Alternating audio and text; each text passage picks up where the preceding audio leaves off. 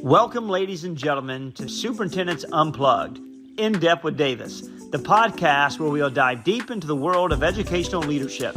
I'm your host, Addison Davis, and I'm thrilled to have you join me as we embark on the inspiring journey together. As a superintendent once myself, I understand the challenges and complexities that come with leading a school district. But what I've come to realize is that there's abundance of amazing work being done by superintendents all across our country. This podcast is a platform to shine a spotlight on their incredible accomplishments and innovative approaches. Each episode will bring you exclusive interviews and superintendents from various districts across our country, both big and small, urban and rural, as they share their personal stories, triumphs, and even their moments of vulnerability.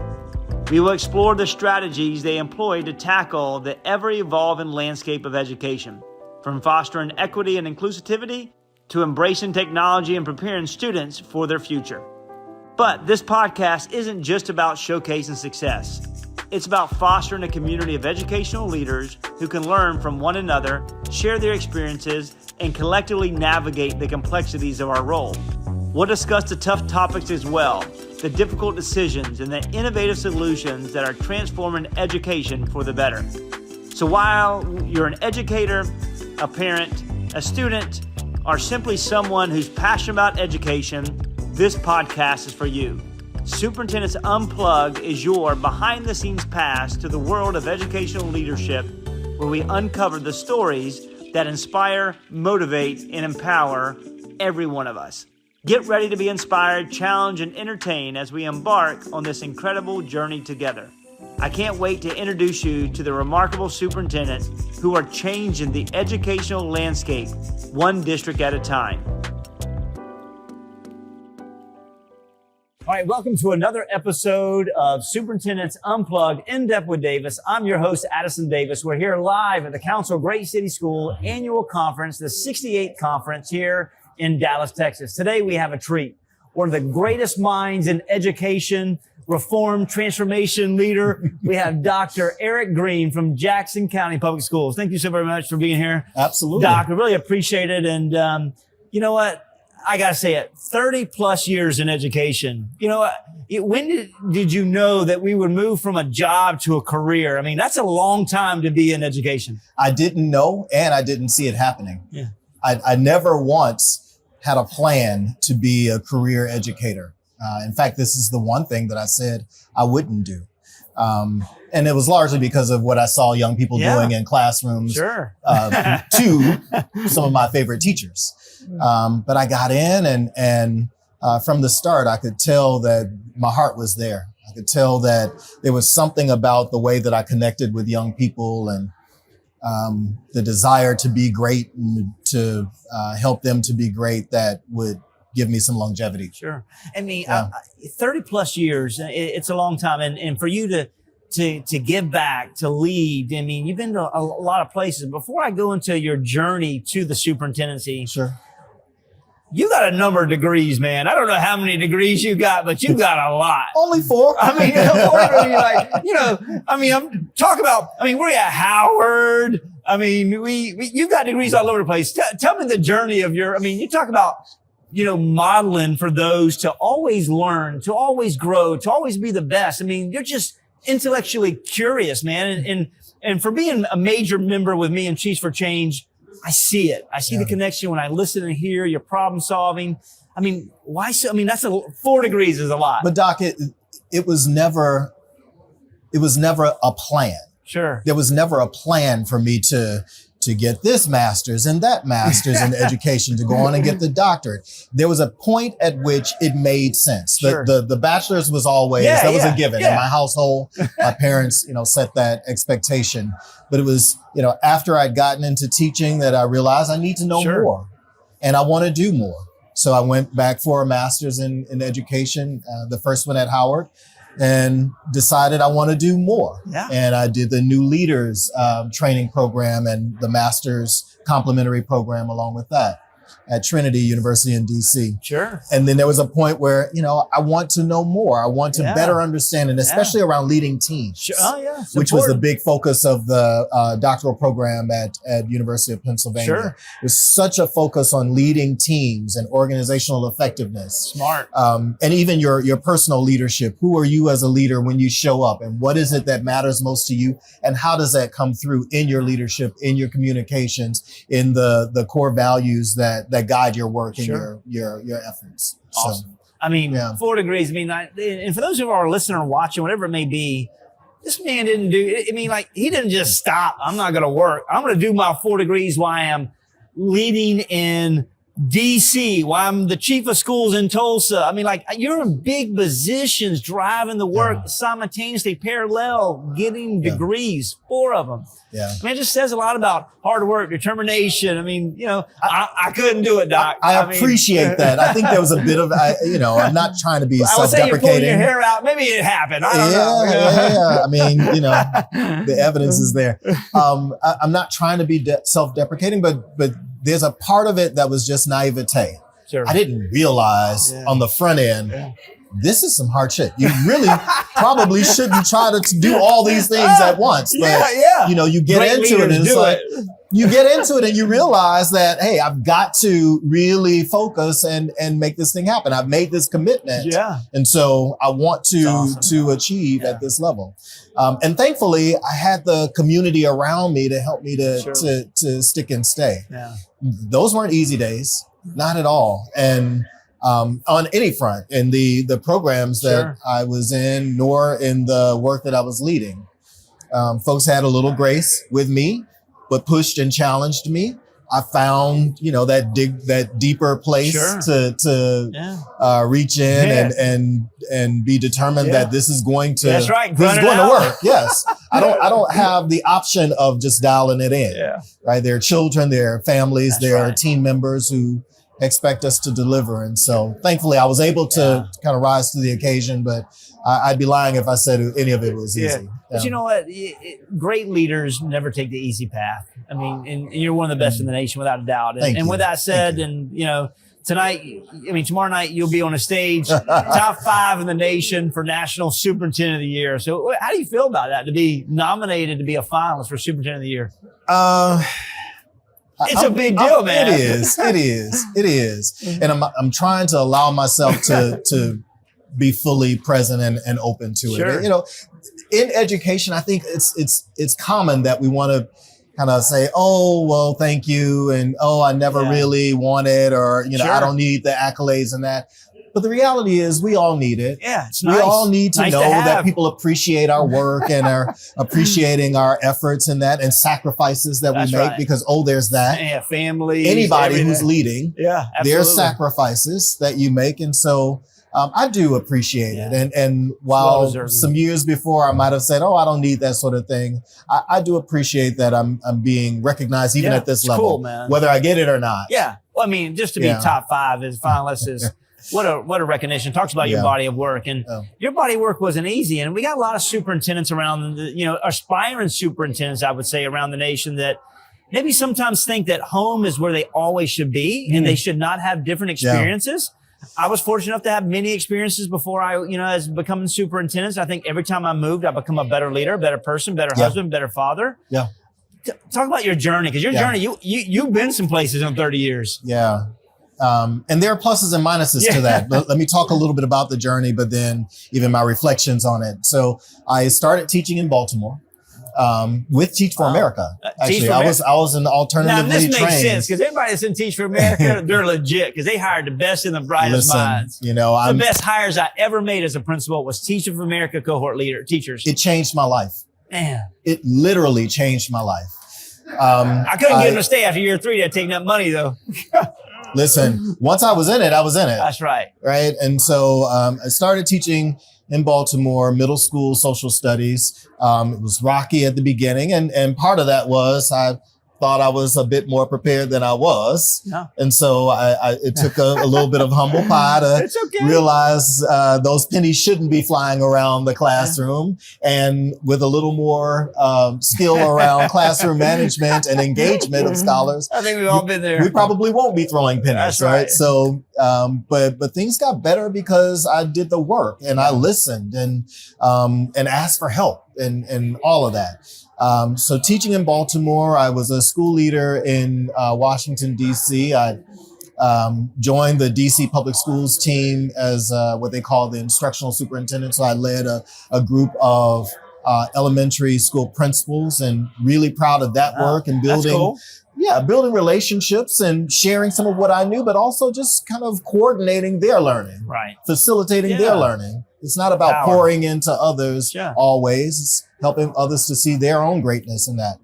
I did some consulting for a couple of years, but also worked with Detroit public schools as a special assistant or chief of staff. Chief of schools in Tulsa. I know how that rolls. I'm a former chief of schools. That's a asterisk for certain. Everything belongs all to the you. Things. All the things. I don't know what you thought, but you're responsible for all of this. But it was amazing work, and I worked with some amazing principals and principal supervisors. And was a great opportunity to not necessarily to sit in the soup seat, but to have so many of the responsibilities that the superintendent would have, and to have to make a lot of calls, a lot of hiring and firing, a lot of responsibility and accountability for outcomes in that. And it was at that time that the role in Jackson Public Schools became available, and I considered it. And I had a list of the things that mattered to me. In terms of the size and the demographics and the structure of governance and just all those things that impact your ability to do really good work. And I was a bit surprised, but Jackson had all those things. As tough as that site was. Not an easy deal. And remains in a lot of ways. But a lot of the things that I just believe matter when it comes to the superintendent being able to do something that is really going to change the lives of children and families. Awesome. Again, not the least of which being external support. For those of y'all who are listening or watching this, I mean, you see an individual that moved and navigated across the country to find the right spaces, and then openly unpacked a school district of size, of culture, of need, of willingness, of, are they risk takers? What's the challenge? And embraced it internally to say, you know what, that's the right district for me. It's not about going and applying all over the country. It's the right places. And you know what the right places matter? We're 7 years in to being the superintendent at Jackson Public Schools. 7 years. I mean, like NFL running backs, man. That's where the superintendents go. 2.5, 3 years, baby, and they're out. It's scary how quickly, folks turn over in the seat. And I have to believe that some piece of that is that very thing. How clear are you on what you need and what you want? Love that. Other than to sit in the seat. It's just not about eventually you'll get there. It's just not about the keys, right? You can get there, but you want to stay there. Indeed. And to be able to do something while you're there. And so, thankfully I had a lot of really smart soups, who I call friends and were willing to share some of their lessons learned and some of what helped them to, achieve at higher levels and to push my thinking on what kind of work I wanted to do. Again, understanding the size of the district, some of the challenges around instruction and that, but also around just culture and the culture of learning, culture of achievement. And there's so much about my leadership that is wrapped up in relations and developing strong relations and trust and visioning. Foundation. And for sure. Can only move at the speed of trust, right? Absolutely. And those relationships matter. It's real. When I came into Hillsborough, I came in like a wrecking ball. And honestly, 6 months into it, I was like, you know what? I can't lead this way. I had to be a fast adopter and adapt and then focus on people, because people are the way that you change. You have project management and change management. You got to do it through relationships. You're so right. It worked for me. The space, the community, there was a lot of room for me to grow, right? Because that happens as well. Sure. Let's never assume that we're going to walk in and have all the answers and have the relationships and all. That never is the case. As smart as you are, as experienced as you are, there's still some learning to happen, and not just about the context. A lot of times we want to say, oh yeah, I needed to learn about the context. No. There's some lessons about leadership that we also need to be learning along the way. So I was open to that, and others gave me a little grace as I was learning, but also I was pretty clear on the things that I was determined to do. Sure. And talk and, about the standards that I was determined to reach for myself and amongst the team. The district. And in those standards and what you needed, what's your vision and your vision that you had in place. Let's take a minute to brag. What's gone well in the last 7 years? I mean, this is your leadership. You've done some really cool things. Well, let's talk about them. Sure. Let's do that, Addison. Sadly, our school district had been failing for a number of years, easily 10 years leading up to. And when I was hired in Jackson, we were facing state takeover. Wow. Oh, yes. It was pretty bad. F-rated on the current accountability system. So on the accountability, not financially, but accountability side. Accountability. I gotcha. Right? So performance, all performance. Funding. Yeah. But the performance. Gotcha. And so it's never easy. In these years that I've been there, and let's not forget that we had the global pandemic where hit us hard. Kind of brought us all to our knees. Yeah. But we've been able to move up on the accountability rating 2 letter grades. Awesome. We've been able to increase graduation rate by 14 percentage points. We have increased that within itself performance. is difficult to do. I mean, it's difficult to move a 0.5%. And listen, I had 15,000 graduates in Hillsborough County, and me moving 0.5, I was high-fiving everybody when that happened. So 14 is crazy work. We super proud about that, and about what it took and what we did to get there. Right, again, to the relationships, and finding and engaging young people to the point where they wanted to come back and finish their schooling, and of course the shifts that we made in instruction that made it even interesting enough for young people to come back and engage with us. But we also did a lot of structural work. We declined in enrollment over the last 10, 15 years. Okay. We were once 30,000+ scholars. Okay. We're down just below 18,000. Wow. You don't do that and not reset the number of schools and the way that you operate, the structure within the district. Decisions. Very hard. and they're very emotional decisions. That's right. My grandma went to that school. The generational connectivity of it. Yes. But we had to do that. And thankfully we were able to lead the community and our team and our board members to a final decision to close ultimately 13 of those schools.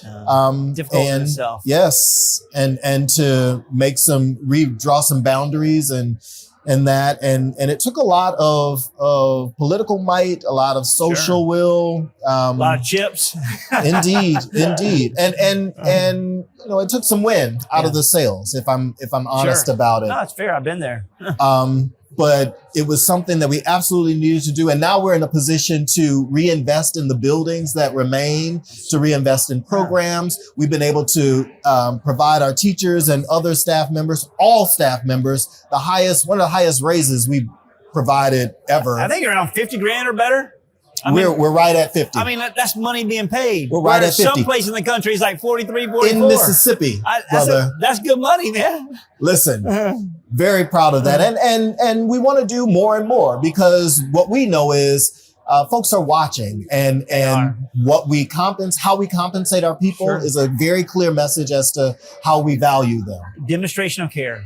And every day. What I'm clear on today is we're not just battling with and competing with other school districts. Sure. We in education are competing with the car manufacturers and Amazon and, on at retail and hospitality, all of that. You said it right, because teachers are fast adopters. Absolutely. They're good with people. They're good communicators, and they're getting recruited in the private sector every day. So for you to double down, put money into it, just shows the system of care of what you're doing. Last thing before we wrap up, anything that aspiring superintendents, any words of wisdom? I mean, being a superintendent 7 years in one place, A, isn't easy, first of all. Yeah. So B, what can we say for these individuals?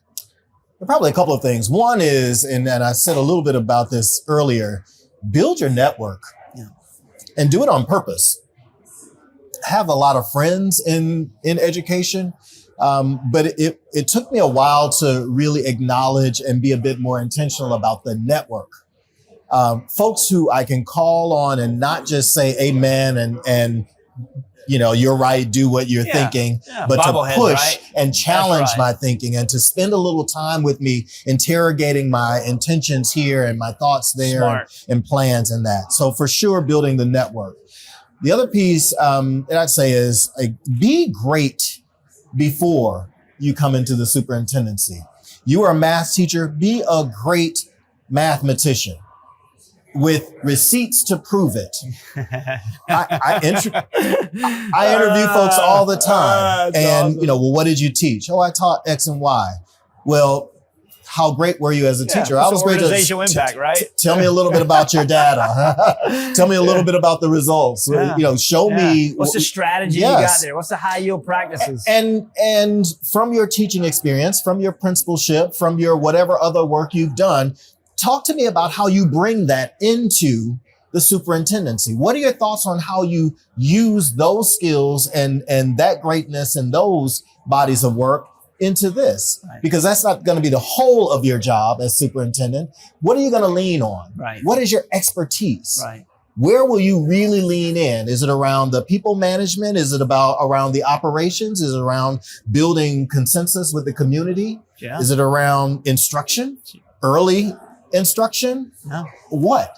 And when you do that, that's the thing that you can really hang your hat on, but it also allows you to maintain your whatever ego and back up so that other people can be the smartest in the room about those things where you're not the expert. Yep. I appreciate you saying that, because sometimes we do have it, but we got to understand that it's on the back seat to empower and to listen and learn and grow from others. There's always a two-way interaction with that side. It takes nothing from me as superintendent to allow someone else to be the smart one in the room when it comes to EL learners or exceptional education or mathematics or science or whatever it is. It takes nothing from me. I'm still the superintendent.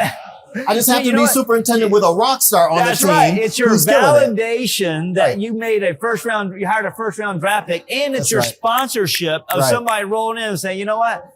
That's my team. Exactly. They got it. Exactly. And there's, for that, it's just no different than a pit crew. There's 18 to 20 guys that at 1.82 seconds, they're going in and have to be flawless. Everybody knows their roles. They have to be precisions. They're in and out for that car to get in and out. That's how you win races. Yeah. So it's perfect. And we're not talking about what our roles are in that moment. No, you're getting down. It's already established. That's right. Right? And we're doing our thing. Practice. So, well, awesome. I appreciate it. And listen, for those of y'all watching today, you've heard it from one of the best. You have, Thank you. From, Jackson, Mississippi, Dr. Errick Greene, exceptional leader. You've seen it. And for those of you watching and listening as well, before we went on tape, he bragged about his board. He bragged about the support that he has. He also bragged about his community and the team that he's assembled to allow them to step up to lead and be a partner every single day in his problem-solving community. So congrats to you. Thanks for what you're doing, Doc. Appreciate it. Thank you so much. Until next time, I'm Addison Davis on Superintendents Unplugged, In Depth with Davis. Look forward to seeing you in the classrooms.